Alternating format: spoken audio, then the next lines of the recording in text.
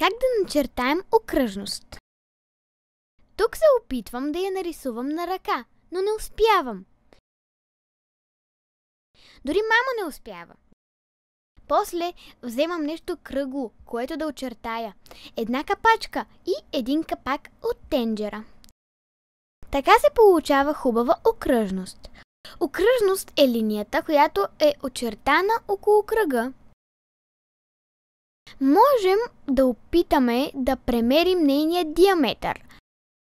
Тоест, колко е широк кръга. Горе-долу 20 см голямата и 11 см малката. Окръжност най-лесно се чертае с пергел. Слагаме точка, където ще бъде центъра на окръжността. Там забождаме пергела, после чертаем, като внимаваме да не ни се размести пергела.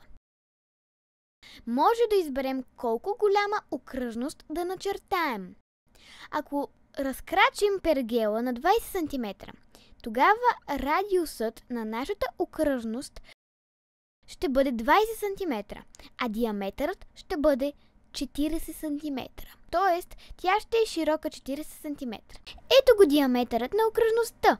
Той минава точно през центъра. Колкото и такива линии да начертаем, те ще са еднакво дълги. Диаметърът е широчината на кръга. Радиус е половин диаметър. Колкото разкрачваме пергела, когато чертаем. Сега ще опитам да начертая окръжност с радиус 27 см.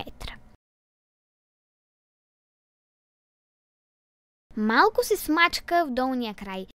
Ако събираме внимателно краката на пергела, може да начертаем спирала вместо окръжност и да си направим охлювче. Поздрави от нашето домашно училище!